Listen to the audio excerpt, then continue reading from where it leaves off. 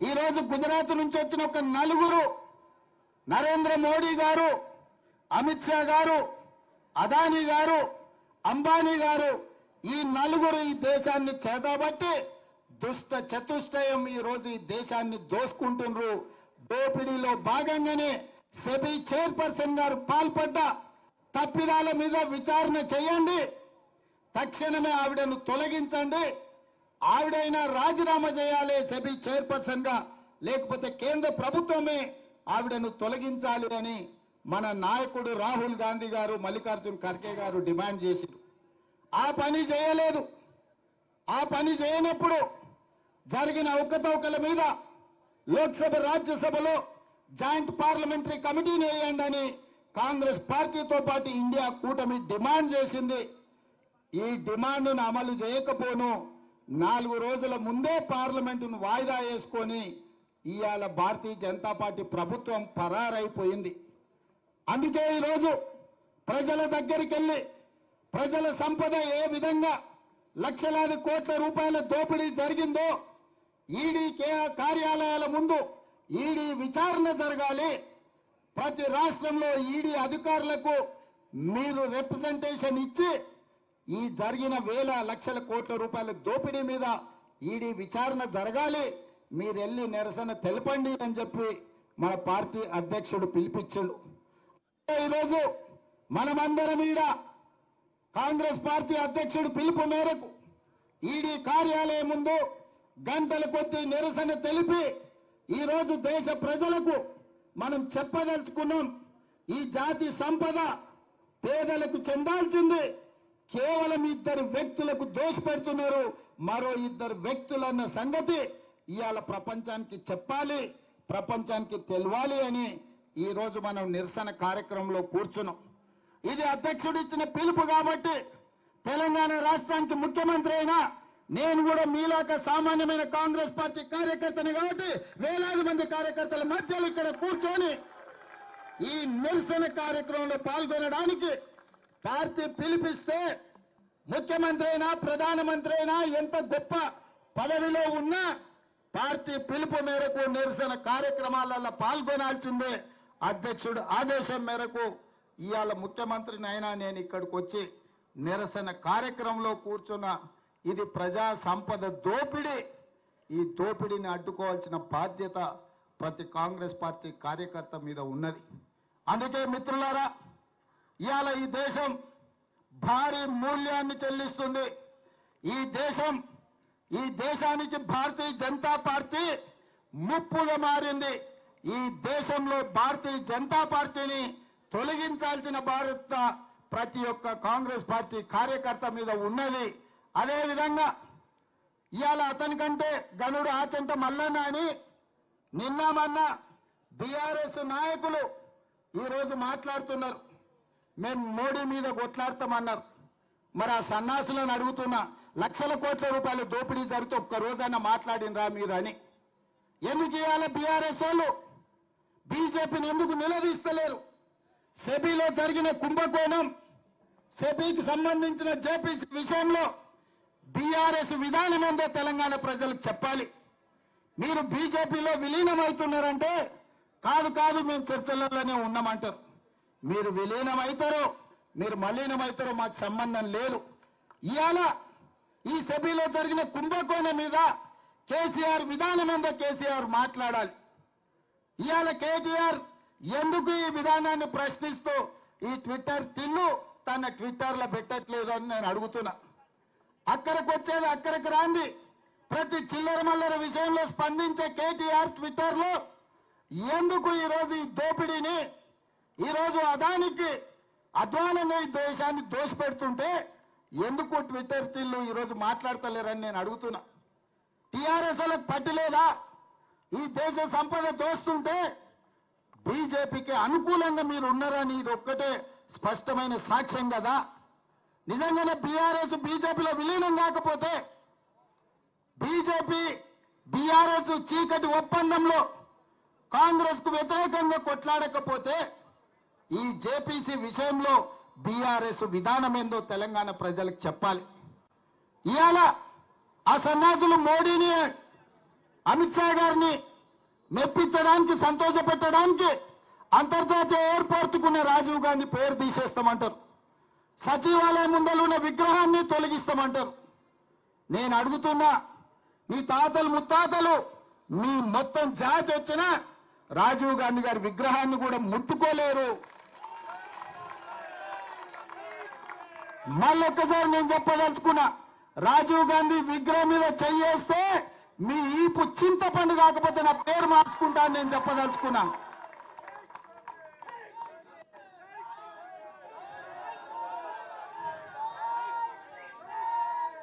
ఆసామాసిగా అల్లా తప్పగా అక్కడ ఎవరో ఆ విగ్రహం పెడుతున్నారని మీరు అనుకుంటున్నారేమో. మేమే పెట్టినాం. ఒక పక్కన అమరవీరుల స్తూపం, ఇంకొక పక్కన తెలంగాణకు పరిపాలన అందించే సచివాలయం, ఆ మధ్యలో రాజీవ్ గాంధీ విగ్రహం. లక్షలాది మంది దేశం యొక్క స్వతంత్రం కోసం, ఈ దేశ సంపదను కాపాడే ప్రతి యువతకు ఆదర్శంగా ఉండే వ్యక్తి రాజీవ్ గాంధీ. అందుకే వారి విగ్రహాన్ని అక్కడ పెట్టుకున్నాం. నక్లెస్ రోడ్డు మీదకి వచ్చే లక్షలాది మంది రాజీవ్ గాంధీ గారిని చూసి, వారి విగ్రహాన్ని చూసి స్ఫూర్తి పొందాలి. వారి విధానాలు తెలంగాణ రాష్ట్రానికి స్ఫూర్తినివ్వాలి. తెలంగాణ రాష్ట్రం అభివృద్ధి పదం వైపు నడపాలి అన్నది మా ఆలోచన. అటు పక్కన అంబేద్కర్ విగ్రహం, ఇటు పక్కన ఇందిరాగాంధీ గారి విగ్రహం, ఇంకొక పక్కన పివి నరసింహారావు గారి విగ్రహం. లేని విగ్రహం వల్ల రాజీవ్ గాంధీదే.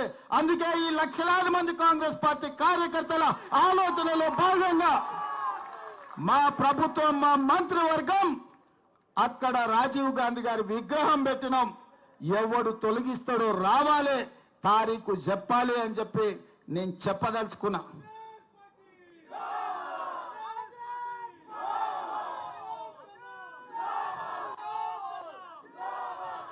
అదే విధంగా 10 ఏళ్ల తర్వాత ఉద్యోగం ఊడినాక, ప్రజలు వంగబెట్టి దంచినాక ఈ సన్నాసులకు తెలంగాణ తల్లి గుర్తొచ్చింది. అక్కడ తెలంగాణ తల్లి పెడితే బాగుంటుందని. మనకేమో ప్రజలకేమో తెలంగాణ తల్లిని పెట్టాలంటున్నాడు. ఆయననేమో మా అయ్య పోతే మా అయ్య విగ్రహం పెట్టుకుందాం అనుకున్నాం, రాజీవ్ గాంధీ విగ్రహం ఎట్లా పెట్టారు అంటాడు. అందుకే తెలంగాణ తల్లి అంటే సోనియమ్మ కనిపించే తెలంగాణ తల్లి. ఆమె జన్మదినం డిసెంబర్ 9 నాడు. తెలంగాణ రాష్ట్ర ప్రకటన డిసెంబర్ 9, 2009 నాడు కేంద్ర ప్రభుత్వం మన్మోహన్ సింగ్ గారి నాయకత్వంలో చిదంబరం గారు ప్రకటన చేసింది. అక్కడ ఇక్కడ కాదు, ఈ రాష్ట్ర పరిపాలనను అందిస్తున్న సచివాలయం లోపట, బయట ఎక్కడో కాదు, సచివాలయం లోపట డిసెంబర్ 9 నాడు తెలంగాణ తల్లి విగ్రహం పెట్టే బాధ్యత మేము తీసుకుంటాం. ఈ సన్నాసులు 10 ఏళ్ళ అధికారంలో ఉన్న తెలంగాణ తల్లి విగ్రహం పెట్టలే. 10 నెలల లోపలనే తెలంగాణ తల్లి విగ్రహాన్ని పెట్టి ఆ తెలంగాణ తల్లికి నిజమైన వారసులమని నిరూపించుకునే బాధ్యత ప్రతి కాంగ్రెస్ పార్టీ కార్యకర్తదని నేను చెప్పదలుచుకున్నా. అందుకే మిత్రులారా, ఇవాళ మనం రైతు రుణమాఫీ చేస్తే రైతులను రెచ్చగొట్టాలని వాళ్ళ కార్యకర్తలు రైతుల ముసుగులో ధర్నాలు చేస్తారు. నేను ఒక్కటే మాట చెప్పదలుచుకున్నా, ఏ రైతుకు రుణం రాకపోయినా, రుణం మాఫీ కాకపోయినా, ఏ రైతుకు ఏ సమస్య ఉన్నా ప్రతి కలెక్టర్ కార్యాలయంలో అధికారులను కౌంటర్ వేసి కూర్చోబెట్టి మీ సమస్యలు అక్కడ చెప్పుకోండి, వాటిని పరిష్కరించి మీకు రుణమాఫీ చేస్తామని చెప్పినాం. ఆల్రెడీ మా ఆర్థిక మంత్రి బట్టి విక్రమార్క గారు నేను 18,000 కోట్ల రూపాయలు వ్యవసాయ శాఖ ఖాతాలో వేసినాం. అక్కడి నుంచి ప్రతి రైతుకు పంపించండి. మిగతా 12,000 కోట్ల రూపాయలు కూడా 2 లక్షల పైన ఉన్న వాళ్ళను మీరు 2 లక్షల పైన ఉన్న ఏదైతే బకాయిందో బ్యాంకు కట్టండి, మిగిలిన 2 లక్షల రూపాయలు మేము కడతామని చెప్పినాం. మా రెవెన్యూ మంత్రి గారు కూడా ఆ మాట చెప్పినారు. ఇవాళ అంటుండే శ్రీనివాస్ రెడ్డి గారు ఇంకా 12,000 మళ్ళా కడతామన్నాడని, భట్టి గారు 7,000 కోట్లే మేము ఇచ్చినామన్నారని. అన్ని తప్పుడు రాతలు, కారు కూతలు. అందుకే రైతులకు నేను ఒక్కటే మాట చెప్పదలుచుకున్నా, రోడ్డు ఎక్కాలెందుకు, ధర్నా చెయ్యాలెందుకు, మీకు ఆ కష్టం ఎందుకు వచ్చింది?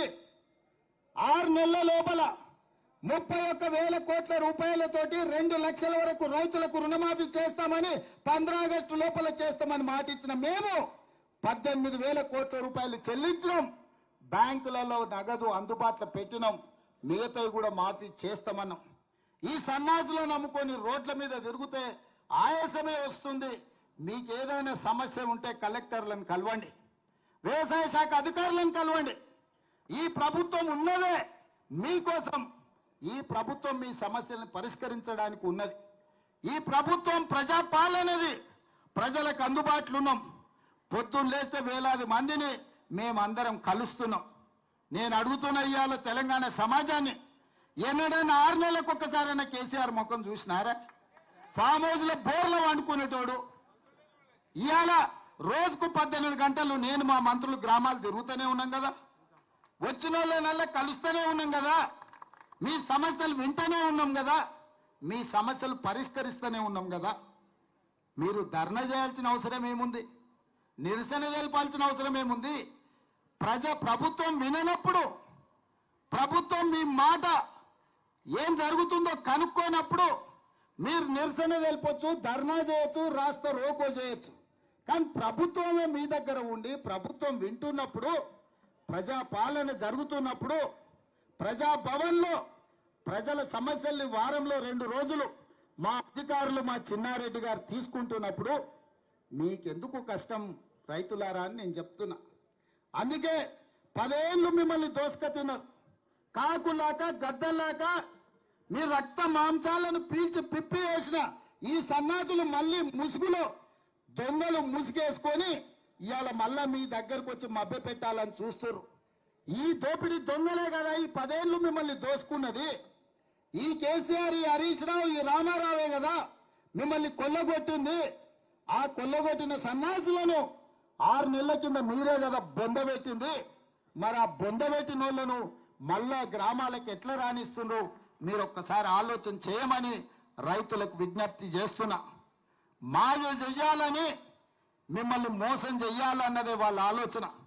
10 ఏళ్లలో వాళ్ళు ఇచ్చింది ఎంత? 10 నెలల్లో మేము ఇచ్చింది ఎంత? అమరవీరుల స్తూపం దగ్గర చర్చ చేద్దాం రాని. రాజీనామా చేయాల్సి వస్తుందని తాటి సెట్టు లెక్క పెరిగిండు కానీ ఆయన పారిపోయి వాళ్ళ కొత్త మాటలు చెప్తుండు.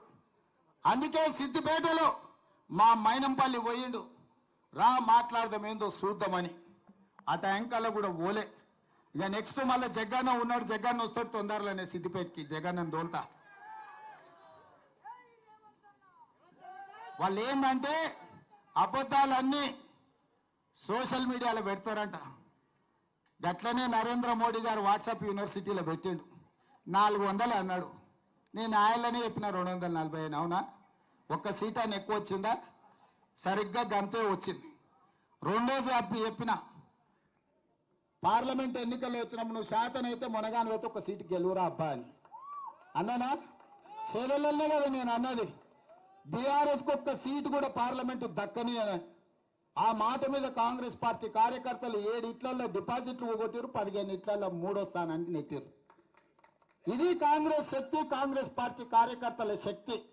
అందుకే ఈరోజు మీకు వచ్చేసారి ఆ 39లో 9 కూడా మిగిలవని చెప్పి నా సన్నాసులకు చెప్పదలుచుకున్నా. 10 ఏళ్ళు ఎలుగబెట్టిందని, 10 ఏళ్ళు తెలంగాణను తలగబెట్టినోడు 10 నెలలు కాకముందే ఈ ప్రభుత్వం మీద పడి ఏడుస్తున్నాడంటే కాంగ్రెస్ పార్టీ కార్యకర్తలు గ్రామాలలో ప్రజలకు వివరించాల్సిందిగా కోరుతున్నా.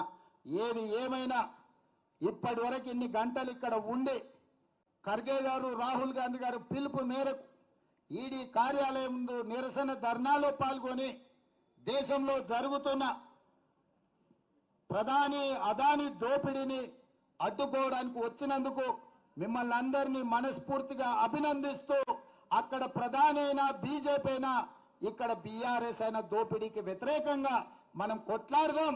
కార్యకర్తలందరూ అప్రమత్తంగా ఉండాలి. మేమందరం అందుబాటులో ఉంటాం. మన అందరం కాంగ్రెస్ పార్టీ కార్యకర్తలం, కాంగ్రెస్ కుటుంబం మీ అందరికి అండగా నిలబడి ఈ కార్యక్రమాలను ముందుకు తీసుకెళ్దామని తెలియజేస్తూ మీ అందరి దగ్గర